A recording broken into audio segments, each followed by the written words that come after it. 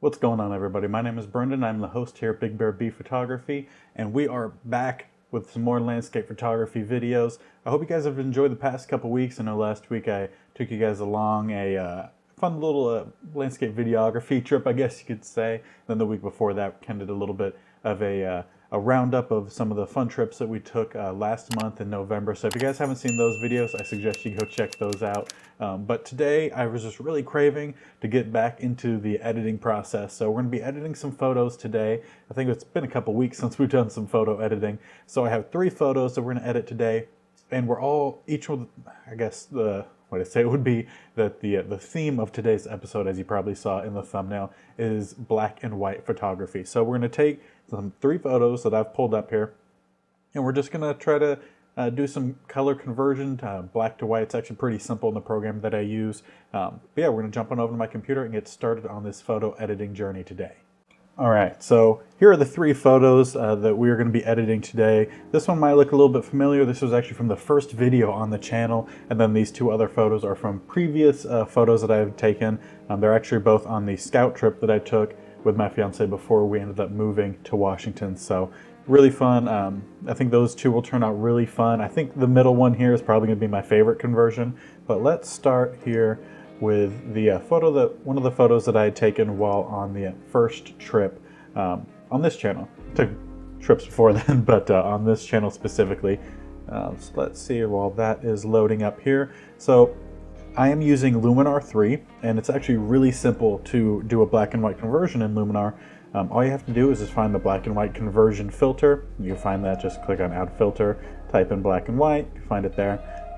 That adds it to it and it automatically converts it. So when I hit this eye icon, you can see it already converted the photo to in black and white, but it's not quite where I want it. It's more of a grayscale photo here. So we're gonna do a little bit of tweaks here, kind of get that exact black-white contrast. You know, I always edit with a lot of contrast.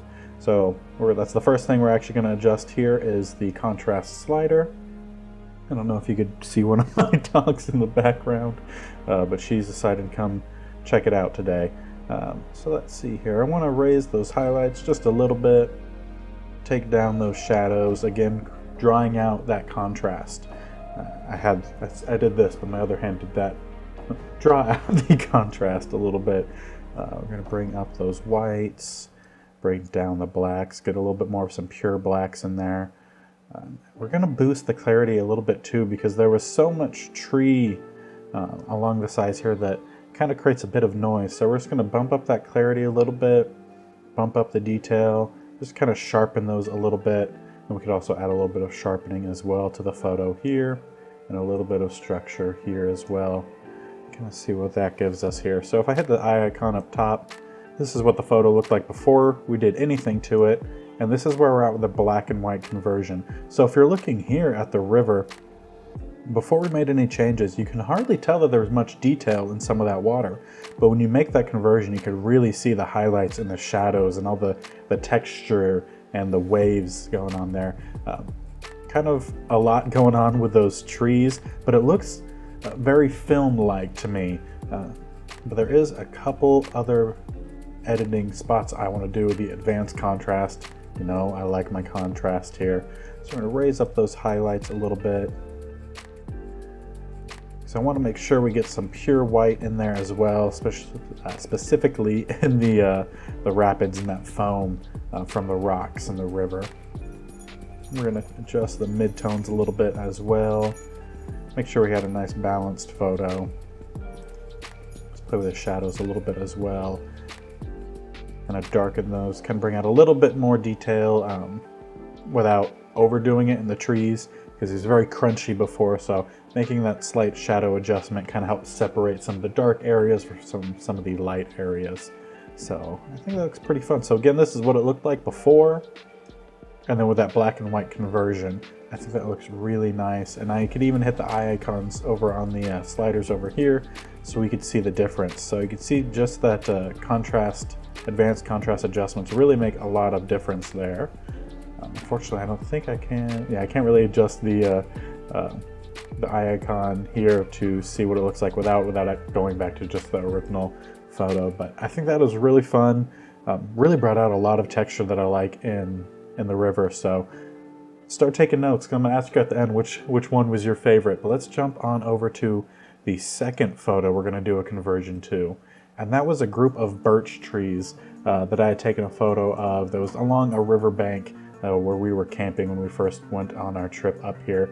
So again, while that loads, we're just going to be doing that simple conversion, the black and white conversion. As you can see here, I already have it on, so I just have to actually turn on that conversion. And similarly to that first one, there's a lot of leaves, so there's a lot of noise, and we need to separate the brighter leaves from those darker leaves, create the contrast and just overall contrast, because this is more gray. I need a little bit more black in there, mainly just because, again, oh, I zoomed on the wrong spot. I meant to scroll over here. Just because I like the contrast in my photos, the separation, and the mood that it kind of creates. So again, we're going to start adjusting the contrast. Not going to mess with or go with that one too high, especially since I like to do the advanced contrast. We are going to raise those highlights just a little bit, darken those shadows as well.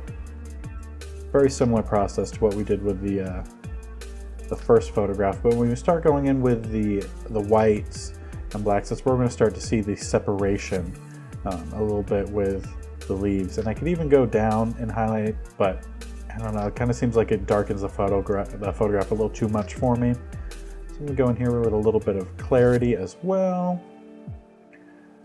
A little bit of detail, not much at all, because we don't want to make it too crunchy. Let's see here, I have a little bit of sharpness as well. This helps separate some of the shapes from other shapes. And then of course, you know what we're doing, we're going back to that advanced contrast. Now when we do the advanced contrast here, you're going to notice a lot of the leaves. That's where the biggest change is going to come, especially in the highlights. That we're going to be able to start separating some of those colors. You're going to have some of the pure whites coming through, a little bit more of the grays, darker grays. You're going to get a little bit more of a difference there. So with just the highlights already selected, if I hit that eye icon and take it off, put it back on, you can tell that there's a subtle difference there, but it's actually separating the different shades of gray or white or black. And then we do the same with the midtones. Again, trying to create that separation, give every leaf its justice in this photo, and then give a little bit, some shade too. Want to make sure we're not losing much of the blacks in there, but still keeping the detail in it. And that really has helped separating the birch trees that you see here from what were some evergreens in the background. I'm just checking my timer. I got 11 minutes on that camera. So yeah, if we hit the eye icon here, we can see what the photograph looked like originally, and it's not bad, but I don't think it had the separation that I really wanted between the birch trees and the evergreens, and we really got that with the black and white. So it's a fun conversion here. And now we're going to jump into the last one, which I think will be my personal favorite. You can let me know down in the comment section below which one is your favorite. But there is a lot of mist and mood that is coming in with the trees back here, and playing with that black and white, adjusting the contrast slider, the highlights, the whites, the blacks. That's really going to not only expose a lot of the trees that we have in here, especially up here, but it's going to make them a little bit pronounced, make them a little bit more of a moodier photograph. But since this tree here is so dark, and some of the details around the framing trees are also really dark, we don't want to make those shadows so dark that we lose out on the details. So I'm going to show you how I kind of go about doing that. And we'll start off first with that black and white conversion. So obviously we're going to start off with a little bit of the contrast here. And immediately when I start dragging over, you could see that we lose a lot of detail, specifically in this tree, a little bit in the leaves over here. So to get that back, we actually need to raise our shadow slider, get back some of that detail. But of course, we don't want to lose out on some of those pure blacks, so we're gonna need to drag down the black slider as well. You're just trying to create a little bit of a balance.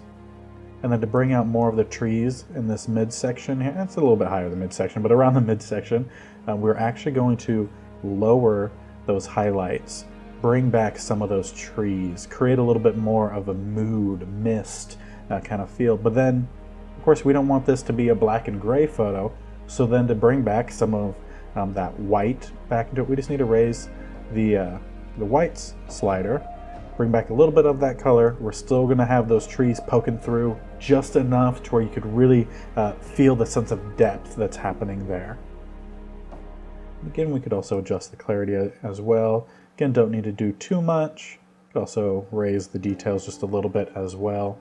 But where we're really going to create that separation is again in that advanced contrast sliders. So I'm just going to come up here, boost that highlight all the way up. And already you could tell we're pulling back some of that fog, releasing some of those trees that are hidden back there. But we don't want to overdo that too much. So we just need to play with this second slider here just to find the right midpoint here to where we're having the trees show through, but we're not losing the power of that fog. So I'm just going to hit the eye icon here, see what it looked like before, what it looks like after, and you still get the nice punch of the white, but a little bit more of those trees are breaking through, which is what we're looking for. I'm going to continue to do that here with the mid as well. Let's see if we want to pull down that fog a little bit at the bottom. I think we like that a little bit there, just to drag down that fog a little bit. And this is also, again, where we could bring back a little bit of the detail that we have in our shadows, specifically pulling this down. We could even raise that up a little bit, but again, we don't lose out on those dark spots. So just finding the right balance there. It's always about finding balance in your photography. So if I hit this eye icon here, you can see what it looked like before we made the advanced contrast adjustments, and then what it looks like after. We have a lot more detail of the trees poking through, but also brought in a bit more of the detail of this tree here without losing some of the pure blacks that were just in complete shadow.